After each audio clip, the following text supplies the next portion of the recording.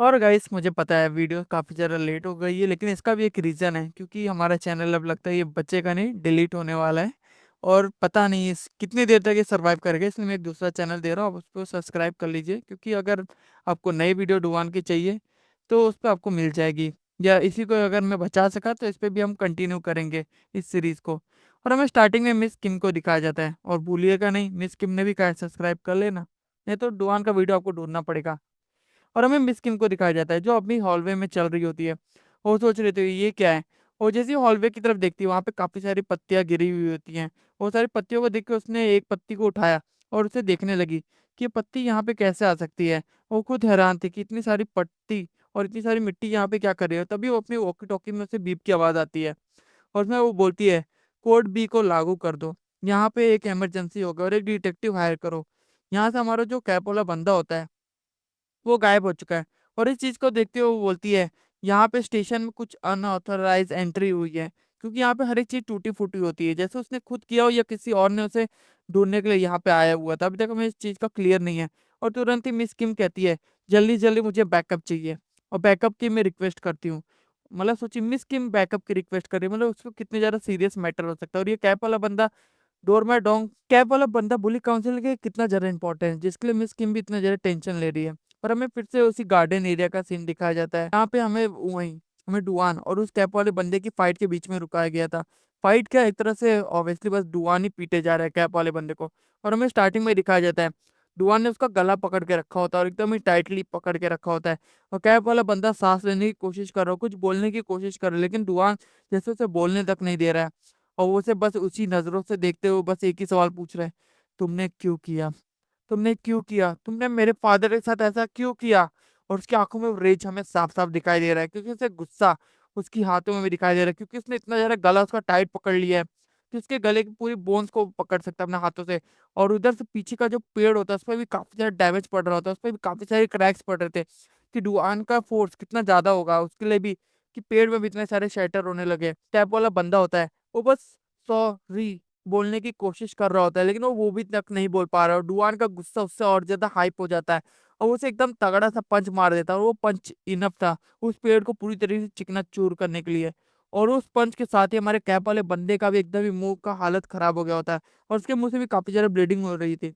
लेकिन डुआन के इस टाइम पे तो रेज हावी हो चुका है और डुआन ये सब चीज़ों से रुकने वाला नहीं है और डुआन लगातार पंच पे पंच बजाया जा रहा होता है, जैसे उसके अंदर कोई इंसानियत अब बची नहीं है। और वो रुकता नहीं है, कभी फेस पे, कभी पेट पे और फेस पे जो पंच होता है वो एकदम ही हैवी सा होता है। और उस पंच के बाद ही हमारा जो कैप वाला बंदा होता है, एकदम उड़ते हुए पीछे जाने लगता है और उसे जैसे खुद रिग्रेट हो रहा होगा कि वो आज वो पैदा किया हुआ है, क्योंकि आज डुआन उसके साथ यही कहने वाला है।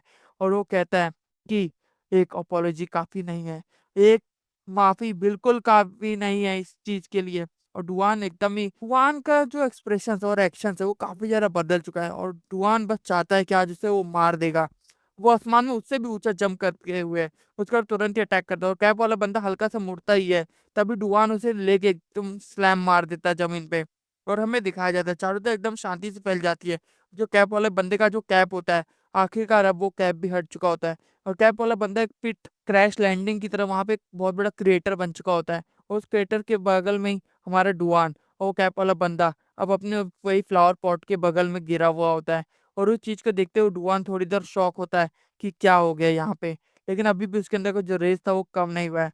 और हमें दूसरी तरफ का सीन दिखाया जाता है और हमें येना के रूम का सीन दिखाया जाता है सीन शिफ्ट होके। और हमें येना को दिखाया होता है जो लेटी हुई होती है अपने स्टफ़्ड टॉय के साथ और बोल रही होती है, क्या डुआन घर पहुँच गया होगा?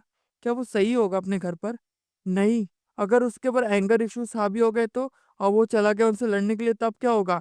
और वो बंदी टेडी बियर का गला घोंट कर रही होती है। मतलब उसके खुद के एंगर इश्यू काफ़ी ज़्यादा है। और क्या उसने उसे मार दिया होता या उस वही लोग उसे पीटने लगे? वो काफ़ी सारी चीज़ें सोच रही होती है और वो सोच ही रही होती है ये सब चीज़ों के बारे में।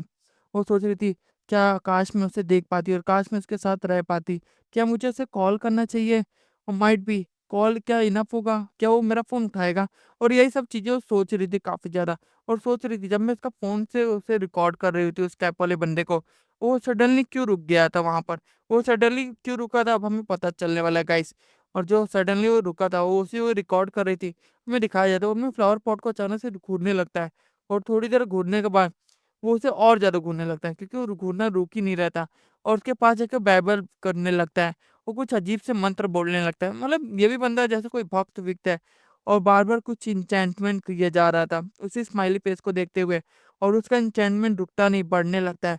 वो काफ़ी सारे वर्ड्स रिपीट करने लगता है और उसी रिपिटिशन में बार-बार उसी शब्द बोले जा रहा था और उसे पता चल गया था आर्यन को भी, ये बंदा कोई मेंटल पेशेंट ही है। और फिर से हमारा जो सीन होता है वो शिफ्ट होता है और उसे हमें फॉरेस्ट वाले सीन में लेके आया जाता है, जहाँ पे अभी भी वो क्रेटर बना के बैठा हुआ रहता है और वहीं पे वो लेटा हुआ रहता है। वो उठने की कोशिश तक नहीं कर रहा था। और जो फ्लावर पॉट होता है, वो वहीं उसके बगल में होता है, वो उसी स्माइली फेस के साथ। उसने आखिरकार उठा और उस फ्लावर पॉट को अपने हाथ में लेके वही सेम एन्चेंटमेंट करने लगे और बाइबल बाइबल बोलने लगा और काफ़ी सारी चीज़ें बोलने लगता है।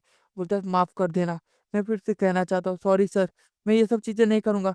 मुझे मार दो, मुझे मार दो, मैंने उसे मार दिया। नहीं, मैंने उसे मार दिया, मैं ही उसे मारा हूँ।" और डुआन ये सब चीज़ देख के उसका गुस्सा शांत नहीं हो रहा था, उसका और ज़्यादा गुस्सा बढ़े जा रहा था। बोलता है, "तू कुछ भी कर ले, तू आज नहीं बचने वाला है।" और आखिरकार जो उसकी वजह से उसका जो फेस कवर था, आखिरकार वो हेड भी हट चुकी थी और आखिरकार हमें फाइनली उसका फेस रिवील होता है। जैसा एक्सपेक्ट किया था उससे थोड़ा-सा बेटर है, लेकिन ठीक है। कुछ ज़्यादा मैंने भी एक्सपेक्ट नहीं किया था कि इतना ज़्यादा हिडन कैरेक्टर का फेस कुछ ज़्यादा डुआन जैसा तो फेस होगा नहीं। और हमें पता है, वो उसके एक चेहरे पे एक स्माइल थी। बोलते हैं, अच्छे लोग हैं अभी भी ज़िंदगी में और क्या अच्छी चीज़ें मेरे साथ होंगी।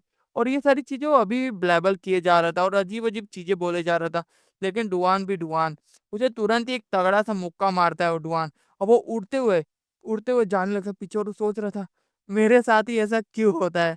और ऐसा बंदा उड़ते हुए जा ही रहता है, तभी डुआन उसके पास आ जाता है और उसे और ज़्यादा मुक्के बजाने लगता है और उसके फेस की तरफ, उसके पेट की तरफ एकदम ही तगड़ा से एक और पंच मार देता है और वो पंच छिनकता है, उसे और ज़्यादा तेज़ी से चीरते हुए वो 1-2 पेड़ों को चीरते हुए आगे बढ़ जाता है। और ऐसे पेड़ों को चीरते हुए आगे बढ़े ही जा रहा होता है, क्योंकि वो रुक नहीं रहा था, क्योंकि डुआन के पंचेस भी नहीं रुक रहे थे। जैसे फ़ोर्स कम पड़ता था, डुआन जाके एक और पंच मार देता था। ये इतने सारे पंचेस और इतने सारे फ़ोर्स के बाद काफ़ी ज़्यादा दूर हो चुका था और डुआन से इतना ज़्यादा दूर होने के बाद वो अचानक से डुआन उसके सामने आ जाता है। बोलता है, भगवान का शुक्रिया करो कि आज मैं तुम्हें यहाँ पे मिला हूँ। और ऐसे कहते हुए वो उसे गले से उठा के उसे आसमान में कर चुका होता है और उसका गला दबा रहा होता है। वो बोलता है, आज तुम्हारा एंड मैं यहीं पे कर दूँगा। एकदम तगड़ा सा अपना पंच रेडी कर लेता है और बोलता है कि जो तुमने किया है उसके लिए तो मैं तुम्हें मार दूँगा यहीं पे यहीं। और यही सारी चीज़ें करते हुए उसने बोलता है कि तुमने मेरा पूरा बचपन बर्बाद कर दिया। और ऐसे-ऐसे तगड़ा सा पंच लेता है, अपना जितना ज़्यादा स्ट्रेंथ ला सकता है और वो स्ट्रेंथ के साथ ही हमें दिखाया जाता है, सूरज डूबने लगता है और ये सीन्स भी काफ़ी ज़्यादा बेटर होते हैं।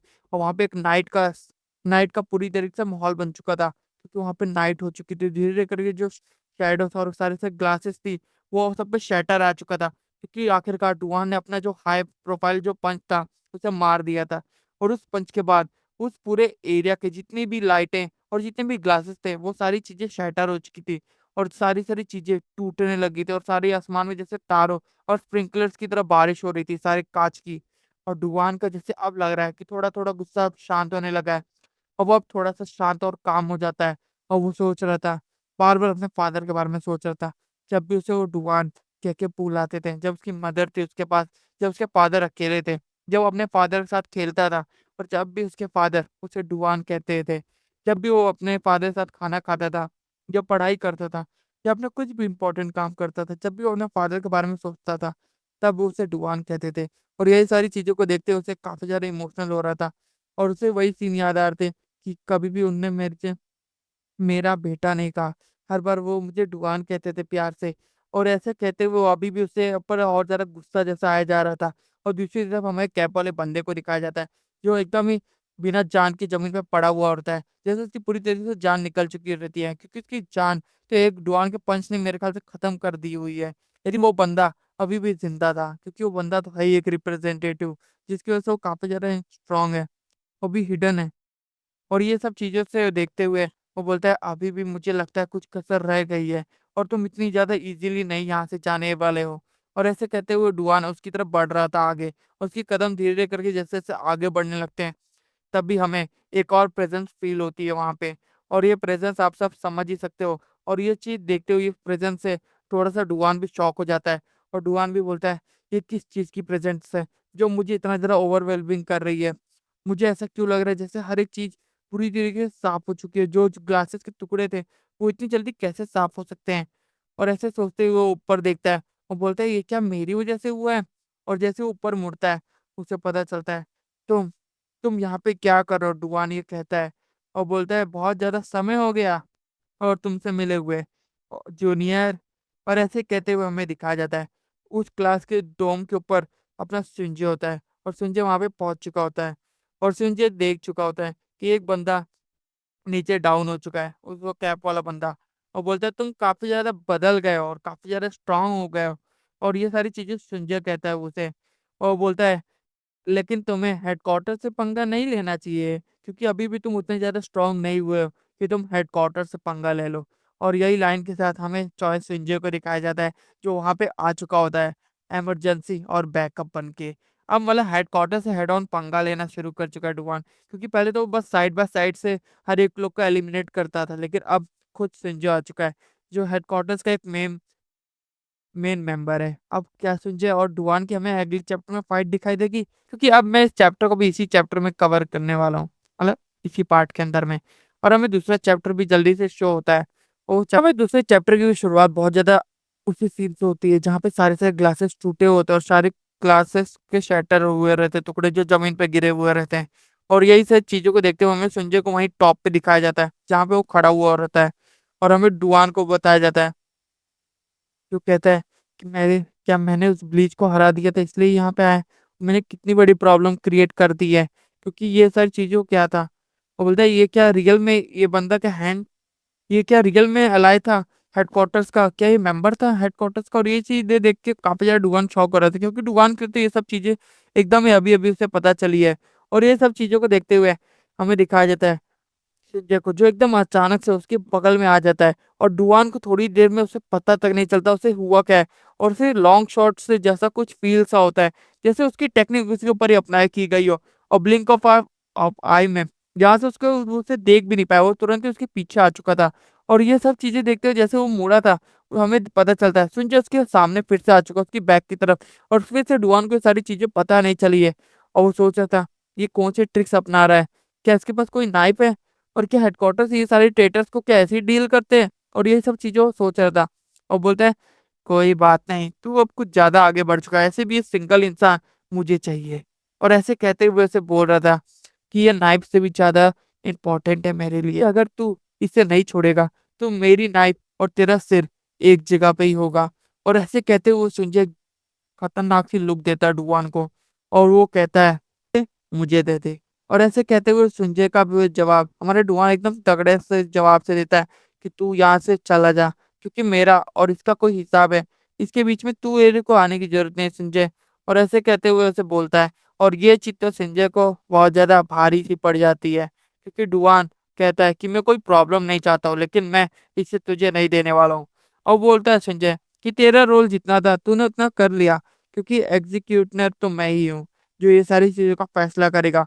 और मुझे लगता है तेरे लिए नाइफ नहीं, मुझे स्वॉर्ड लानी चाहिए थी, जो तेरे जैसे ट्रेटर को आराम से खत्म कर सकती है। उसका रेज और उसका ऑरा कितना ज्यादा था, आप इस इमेज को देख के बता सकते हैं, क्योंकि सिंजे का जो ऑरा था वो डुआन को अच्छे से खाए जा रहा था और डुआन का ऑरा जैसे खत्म ही हो गया था। और बोलता है, ये कैसा चीज है जो मुझे फील हो रहा है, ये ऑरा और कितना ज्यादा डेंस है, और मैं घबरा क्यों रहा, मेरे पसीने क्यों छूट रहे हैं? और डुआन के लिटरली काफी ज्यादा पसीने छूट रहे होते हैं। और जैसे उसे लग रहा था अगर वो हिलेगा तो यहीं पे मर जाएगा, अगर मैं थोड़ा बहुत भी हिला तो पक्का मैं मारा जाऊंगा। और ऐसे सोचते हुए वो बोलता है संजय कि मैंने कहा था ना, चला जा, अभी के अभी यहाँ से चला जा। ये मेरी लास्ट वार्निंग है तेरी तरफ, क्योंकि अगली बार मैं अपने जूनियर को भी नहीं छोड़ूंगा, और तू मेरा जूनियर है, इसलिए मैं तुझे आखिरी मौका दे रहा हूँ। और डुआन उसके हाथ कांप रहे होते हैं, लेकिन वो अपनी मुट्ठी को पूरी तरह से टाइट कर लेता है। और संजय भी सोच रहा था ये क्या करने की कोशिश कर रहा है। और डुआन भी अपने एक चार्ज अटैक के साथ बोलता है, मैंने कहा ना, मेरे सामने से हट जा। और यहीं पे हमें दिखाया जाता है फाइनली जो सीन की हमें तलाश थी, वो सीन वापस से हमारे सामने पूरी तरह से प्रेजेंट हो चुका है। Duan versus Sanjay. अब इसका जो विनर होने वाला है हमें पता ही है कि 4-5 चैप्टर पक्का लग जाएंगे। वहां पे एक शांति सी फैल जाती है, और वो जो शांति होती है एक लाउड के बैंक की तरफ से फूटती है, और पूरी तरह से जो जंगल होता है वो तो पूरी तरह से डिस्ट्रॉय हो जाएगा, मतलब जो नर्सरी होती है वो पूरी तरह से डिस्ट्रॉय हो जाएगी, क्योंकि उन लोग के जो पंचेस होते हैं, प्रेशर होता है, वो हर एक पेड़ों पे फ़ील हो रहा होता है। मतलब उन लोग कितने ज़्यादा हेवी पंचेस मारे अभी-अभी डुआन ने उसे, और हमें दिखाया जाता है डुआन ने जो पंच मारा था उसका ऑरा और प्रेशर काफ़ी ज़्यादा होता है, जिसकी वजह से हर एक जगह पे लाउड सा बैंग फैल जाता है। लेकिन संजय अपनी जगह से हिलता तक नहीं है, उसके पैर वहीं के वहीं जमे हुए होते हैं, और संजय उसके हाथ के पंच को बहुत ज़्यादा आसानी से रोक ले आता है, और वो जैसे हँस रहा होता है उसकी तरफ। और वो चीज़ देखते हुए जैसे डुआन को कुछ अजीब-सा लगता है कि इसने मेरे पंच को इतनी ज़्यादा आसानी से सँभाल लिया, और बोलता है, "बच्चे, तूने मेरी लास्ट वार्निंग को अनदेखा कर दिया ना, कि चल, मेरे पास भी अब कोई चारा नहीं बचा है।" और संजय भी अपनी 4 फिंगर लाके उसके चेस्ट पे रख देता है, जैसे वो अपना 1 इंच पंच मारने वाला है उसे। और वो 1 इंच पंच ही मेरे ख्याल से उसके लिए काफ़ी होगा। और ऐसे कहते हुए वो बोलता है, "चल, तुझे भी बता दूँ कि सीनियर क्या होता है। आज तुझे मैं हंट डाउन कर दूँगा।" और ऐसे कहते हुए वो उसके पास जाता है, "हंट डाउन कर दूँगा।" और तभी हमारे संजय का दूसरा रूप हमें दिखाई देता है। वो काफ़ी ज़्यादा तेज़ी से चिल्लाता है कि, "अरे! मेरा हाथ दर्द हो रहा है। अरे! कितना ज़्यादा दर्द हो रहा है। मुझे इस प हाथ को पकड़ने में कितना ज़्यादा मुश्किल हुआ है।" वो काफ़ी ज़्यादा तेज़ी से चिल्लाने लगता है। बोलता है, "मेरी कोई मरहम पट्टी करो भाई, मेरा हाथ दर्द हो रहा है।" एकदम तेज़ी से चिल्ला रहा होता है। और वो चीज़ देख के तो हमारा जो डुआन होता है, मे बी लाइक वो बोल रहा था, अभी इतना ज़्यादा सीरियस मोड में था, और अभी ये बंदा रोने-गाने लगा यहाँ पे। वो बोलता है, "इसका प्लान क्या है? ये गिव अप करने आया है, या इसका कोई और रीज़न है? और क्या इसने मेरे को second warning, third warning, fourth warning और ऐसे करते हुए फाइनल वार्निंग बहुत सारी दे दी है। लेकिन मैं यहाँ से जाने वाला नहीं हूँ। मैं जो भी करना है वही चीज़ करूँगा।" और वो चीज़ देखते हुए बोलता है संजय कि, "मैं तुझे कितनी बार वार्निंग दे चुका हूँ, और तू मुझसे लड़ने के लिए यहाँ पे आ चुका है। मैंने बस यही चीज़ कहा ना, तू मुझे उसके हवाले कर दे।" और ऐसे कहते हुए उसके ऊपर से जो पत्ता होता है वो गिरने लगता है धीरे-धीरे करके नीचे की तरफ। जैसे-जैसे पत्ता वो हटता है, ज़मीन की तरफ गिरने लगता है, हमें दिखाया जाता है संजय वहाँ से जैसे गायब हो चुका है। और संजय बोलता है, "ये काफ़ी ज़्यादा हेवी है, लेकिन मुझे इसे लेके जाना पड़ेगा, और तू अभी ज़रा में इसके बीच में मत आ।" और ऐसे कहते हुए वो वहाँ से निकलने लगता है। और वो चीज़ देखते हुए तो डुआन भी थोड़ा शॉक हो गया था। संजय बिल्कुल रुकता नहीं है, बोलता है, "मैं अब रुकने वाला नहीं हूँ, मैं तुरंत भाग रहा हूँ यहाँ से।" और एकदम तेज़ी से भागने लगता है। और डुआन भी बोलता है, "अरे भाई रुक, अभी तो मुझे उसे पीटना है और भी, और उससे मुझे और ज़रा पूछना है, सवालों के जवाब लेने हैं।" और तो बंदा भागते हुए तुरंत ही अचानक से डाउन हो जाता है, और वो स्टॉप, स्टॉप कहते रह जाता है, वो गिरने लगता है। बोलता है, "ऐसे भी मैंने तेरी बॉडी अभी भी परफेक्टली फाइन कंडीशन में है, लेकिन नो वे, अभी मैं तुझसे ऐसे नहीं लड़ने वाला हूँ। टेंशन मत ले, हमारी लड़ाई जल्दी होगी। और ऐसे भी तूने जो ब्लीच के साथ किया है, वो लोग तुझे आके ज़रूर डाउन कर देंगे।" और ये चीज़ सुनने के बाद वो बंदा नीचे ही डाउन हो जाता है, और बोलता है, "क्या हुआ मेरे साथ अचानक से? और मैं इतनी ज़्यादा आसानी से डाउन कैसे हो गया?" बोल रहा है, "चल, अब जाके तू जल्दी से नींद में जाके सो जा, और जब तू सुबह उठेगा तो तुझे अच्छे सपने आ जाएँगे जूनियर।" और ऐसे कहते हुए बोलता है, "तू मेरा सबसे क्यूट जूनियर है।" और ऐसे कहते हुए वो हमें दिखाया जा रहा है, डुआन पूरी तरह से डाउन हो चुका था, वो अपनी स्लीप मोड में चला गया था। और वो चीज़ हमें समझ में नहीं कि क्या हुआ उसके साथ। लेकिन क्या वो उसके फिंगर चेस्ट पे रखते हैं, ऐसी कोई टेक्निक थी, या क्या हो सकता है? और दूसरी तरफ हमें दिखाया जाता है, हमारा जो बंदा होता है, हमारा शिन, शिन अभी भी गाड़ी का वेट कर रहा होता है। बोलता है, "अरे यार, कितना ज़्यादा समय हो गया, अब तक ये गाड़ी आई क्यों नहीं? क्या गाड़ी आने भी वाली है? अरे यार, ये कोई रिक्शा तो नहीं?" और हमें दिखाया जाता है, वो बंदा हाथ गाड़ी लेके घूम रहा होता है, वो गाड़ी-गाड़ी बोल रहा होता है। वो सोच रहा होता है कि मैंने लगता है एग्रीमेंट करके बहुत ज़्यादा बेकार ही काम किया उस मिस्टर के साथ, मुझे करना ही नहीं चाहिए था। और दूसरी तरफ हमें दिखाया जाता है, शिनजे भागते हुए आता है हमारे कैप वाले बंदे को लेके, और बोलता है, "जल्दी से गाड़ी स्टार्ट कर भाई, फुल स्पीड में ले ले पूरी गाड़ी को, और जल्दी से भाग यहाँ से।" और ऐसे कहते हुए उस गाड़ी पे लॉन्च कर देता है, मतलब हाथ गाड़ी पे, और बैठ जाता है। बोलता है, "चल भाग जल्दी से धन्नो।" और ऐसे कहते हुए उसे भगाने लगता है। बोलता है, "अरे ये सडनली ये दूसरा बंदा यहाँ पे कैसे आ गया?" बोल रहा है, "तेरे को जो काम दिया वो जल्दी कर, रिलैक्स, आखिरकार मैं बच गया उससे।" और कितना ज़्यादा क्रीपी था वो बंदा डुआन। और ऐसे कहते हुए वो आगे भागता है। बोलता है, "क्या? तूने क्या बात की?" और ये बंदा डुआ क्या तूने डुआन की बात की, और क्या ये दोनों लड़ रहे थे? और उससे भी पसीने छूट रहे थे।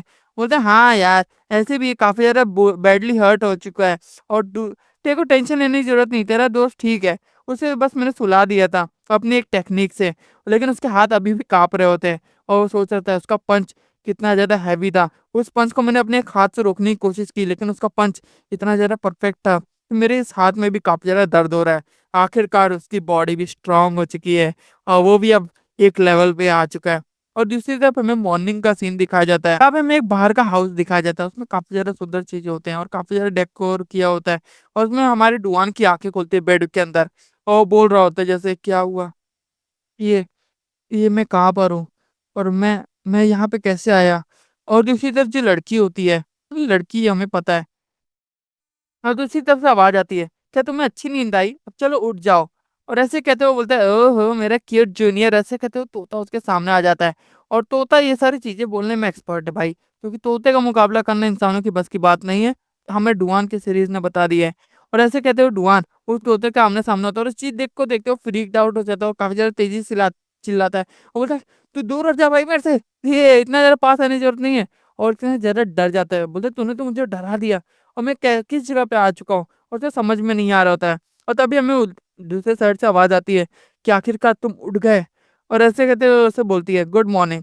और हमें उसी प्लांट वाली बंदी को दिखाया जाता है जो अभी एकदम ही अलग मूड में होती है। घर पे सब लोग अलग-अलग होते हैं भाई, सब लोग दूसरे लोग बेकार हालत में होते हैं, कुछ ज़्यादा अच्छी हालत में। और उसे उसी प्लांट वाली लड़की को दिखाया जाता है जो उस सरी की मालकिन होती है या चलाती है। और ऐसे कहते हुए हमें दिखाया जाता है, वो बोलती है, तुम कौन हो? और वो बोलते हैं, हाँ, हाँ, मैं तुम्हें अभी बताती हूँ। मैं उस नर्सरी की केयरटेकर हूँ, जो उस गार्डन को तुमने पूरी से डिस्ट्रॉय कर दिया। वो बोलता है, ऐसे भी? बोलता है, क्या? और तुम्हारा मुझसे क्या लेना-देना है? और ऐसे कहते हुए वो यही सारी चीज़ें वो पूछ रहा होता है और हमें दूसरी तरफ सीन चेंज हो जाता है। और हमें फिर से हेडक्वार्टर्स का सीन दिखाया जाता है, जहाँ पे उसका जो हेड होता है। अभी तक मेरे को पता नहीं है डुआन का अभी तक कौन-सा हेड है, लेकिन इसी को मैं अभी हेड मान के चलता हूँ। वो बोलता है, "अरे बाप रे बाप! तुम्हारी बॉडी की क्या हालत कर दी गई है। तुम्हें इतना ज़्यादा पीटा गया, तो भी तुम अभी तक शांत हो। तुम्हें कुछ ज़्यादा अजीब-सा नहीं लग रहा है?" बोलता है, "नहीं, मैं अभी थोड़ा ठीक हूँ। अब मैं अपनी सही हालत में आ चुका हूँ।" बोलता है, चलो ये सब सुन के तो मुझे काफ़ी ज़्यादा रिलीफ़ फ़ील हुआ, लेकिन तुम्हें अगली बार से बाहर जाने से पहले मुझे रिपोर्ट करना पड़ेगा और जो ये सारी चीज़ें तुमने की हैं वहाँ पे गार्डन के अंदर में, उस चीज़ का भी तुम्हें रिपोर्ट देना पड़ेगा। और ऐसे कहते हुए वो कैब वाले बंदे को बोलता है कि इस बार तो तुमने तो ऑलमोस्ट डुआन को मार ही दिया था। मतलब इन लोग का कहने का मतलब क्या है? डुआन उल्टी तरफ मार रहा होता है, लेकिन इसने इसे कह रहा है कि तुमने तो ऑलमोस्ट डुआन को मार ही दिया था। और वो ये चीज़ देखते हुए बोलता है, मतलब वो भी क्या सोच रहा होता है और बोल रहा होता है कि डुआन, अगर इफ चॉइस संजय वहां पे ना इंटरवीन किया होता तो तुम जिस कंडीशन में थे और तुम्हारा रेज, जो तुम्हारा साइकोपन तुम्हारे पर जो है हावी हो गया था, उस चीज के बाद तो तुम उसे जरूर ही मार देते ना, जैसे तुमने उन सारे लोगों के साथ किया था जो अनऑथराइज एंट्री करते थे तुम्हारे एरिया में, फॉरबिडेन जोन में। और वो चीज देखते हुए उसे हाथ में फिर से क्लिच कर रोने लगता है।